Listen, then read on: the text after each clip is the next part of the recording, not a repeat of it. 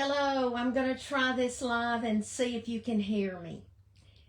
If you are on and you can hear me, please let me know, because I tried it earlier and no one could hear.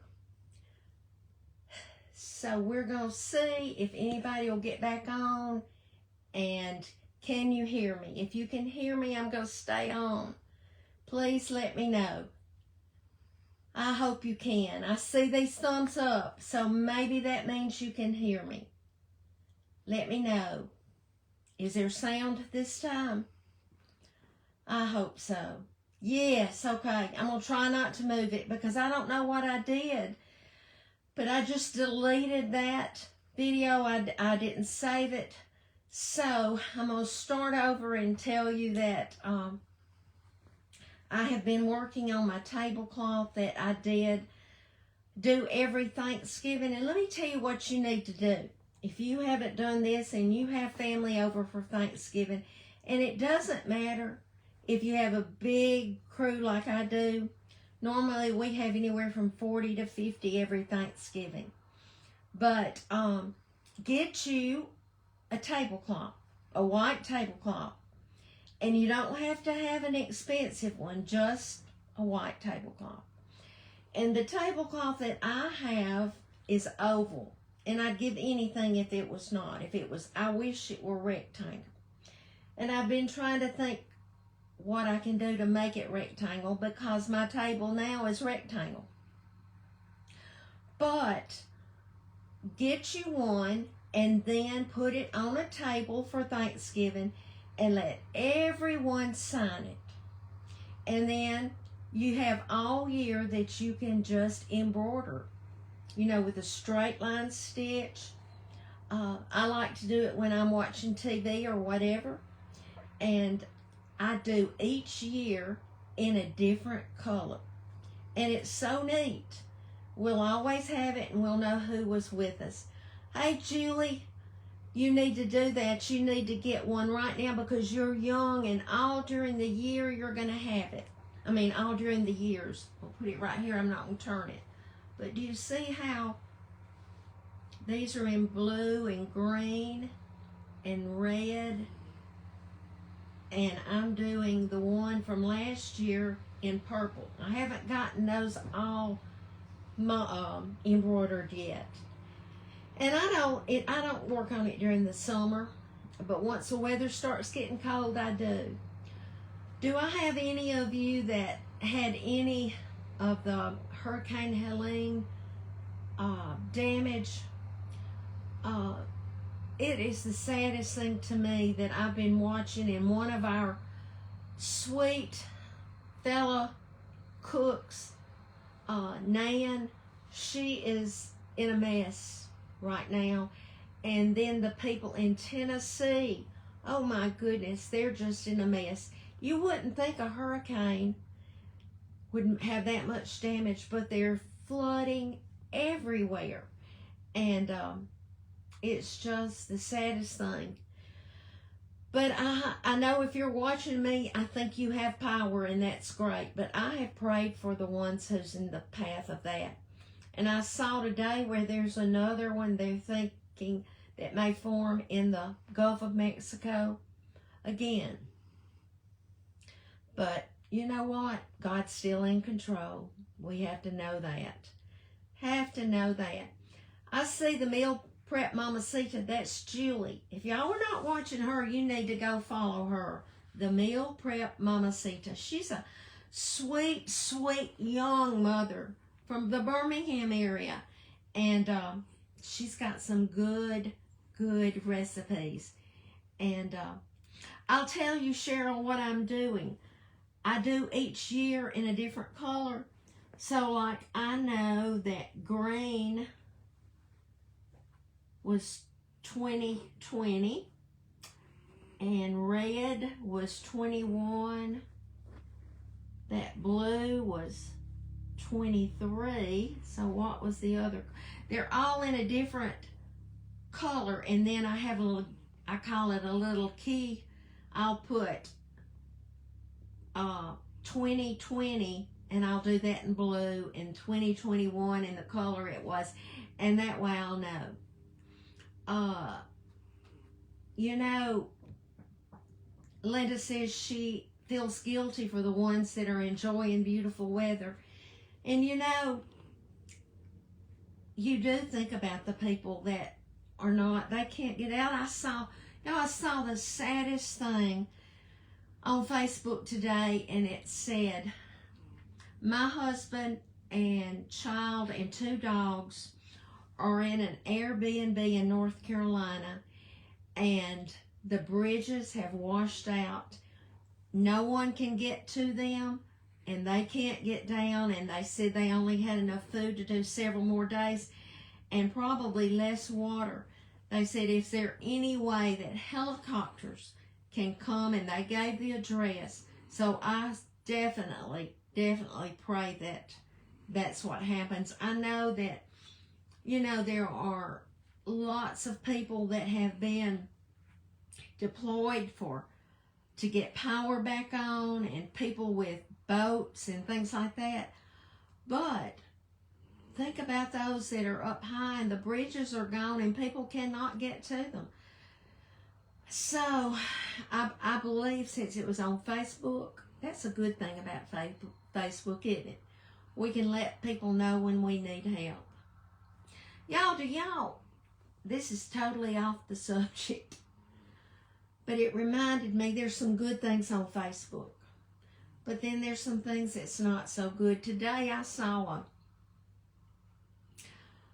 a post from someone that had gotten a plate of food from a food truck in an area close to me.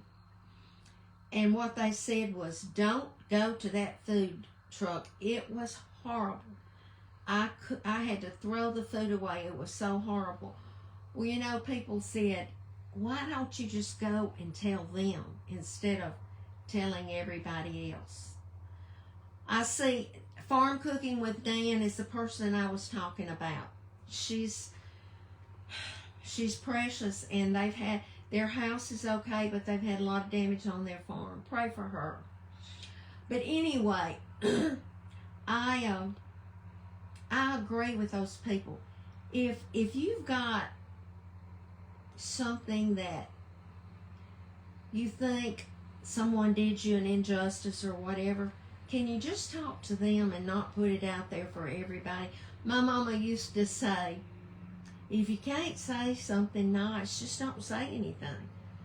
You know, I've scrolled through a lot of times when I would even not agree with people, but I thought, now that's between them and the Lord, you know. But I'm going to have to agree. If you've got something against somebody, like, you're not going to like everything I do. You're not going to like everything I cook.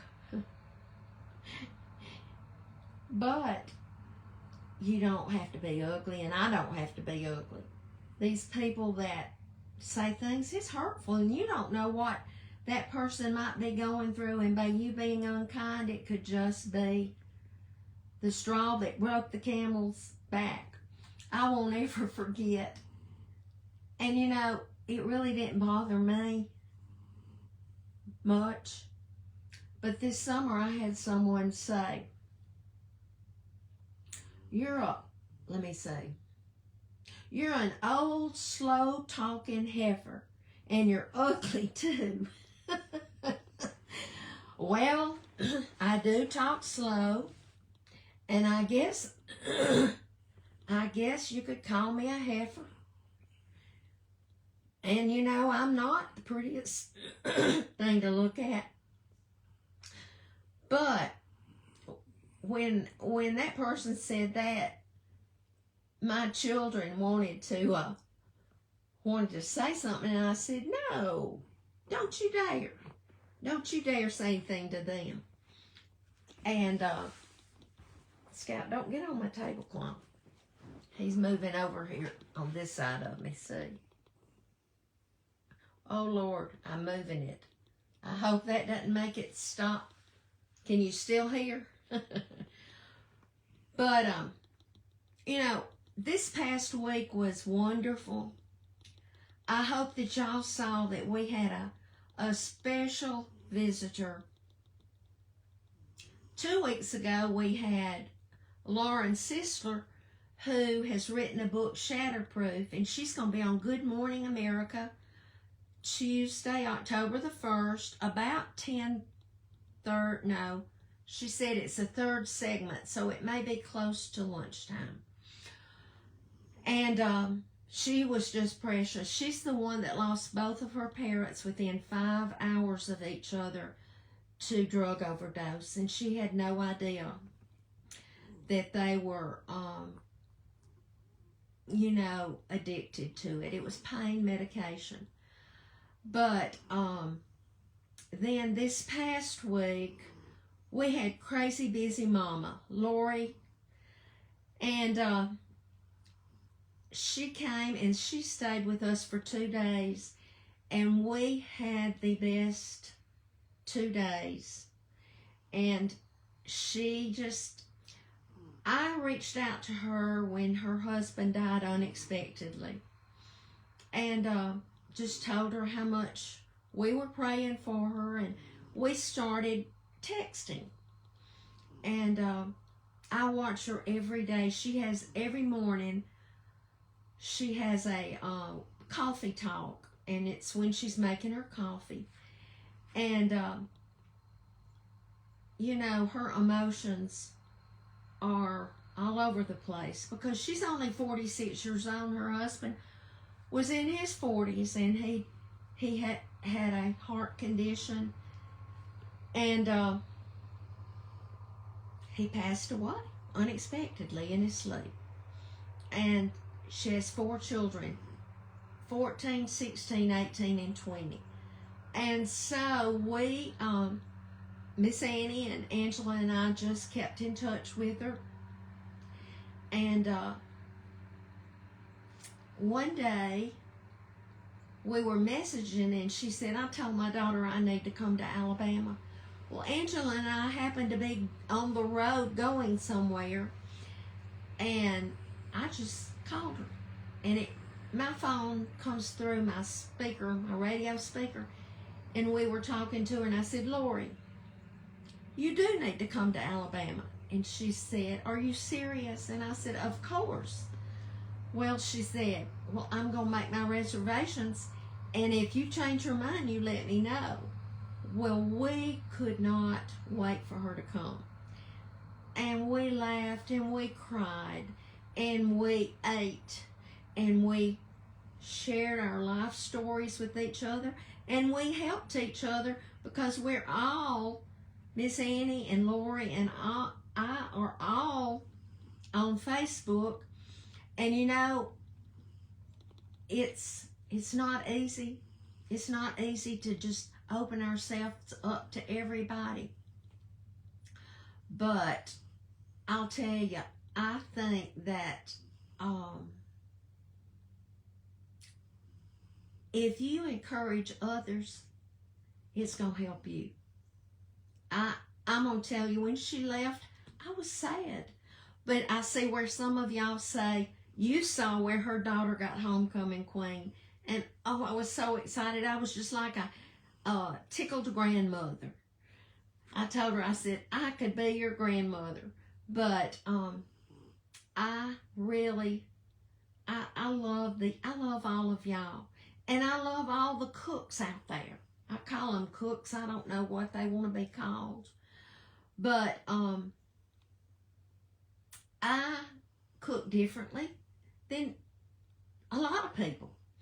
I was thinking about making my menu the other day and what I was going to cook, and I said to myself, in different parts of our country, people don't eat the same way. And I thought, I don't know if folks would want to cook like I do, but you sure do watch me, and I appreciate that so much. And it's just, without a doubt, I know that God placed me here because y'all prayed for me when I was so sick. And now I can pray for y'all when you message me and you tell me, please pray for me. I do right then, because I realize that I used to write the names down on a piece of paper. But when you say, will you pray for me before I move away, I'll say, Lord, you just see what Mary needs. Please let her feel your presence. Let her know that you're with her, that you're walking with her. And I ask that you heal her, whether it's all that, whether it's physical, spiritual, mentally, financially, whatever. Because we all face battles every day, every day. Mario, I can't pronounce your name, said she went from North Carolina to Pennsylvania and the barbecue was different, but she enjoyed it. I know it is different, but I like to try different things. But y'all, it's just, it's wonderful that we can get together. I don't come on live very much, but today it's just like something said, go live, go live. And that's what I did. But thank y'all for watching me, and y'all let me know if there's something you want to see me do.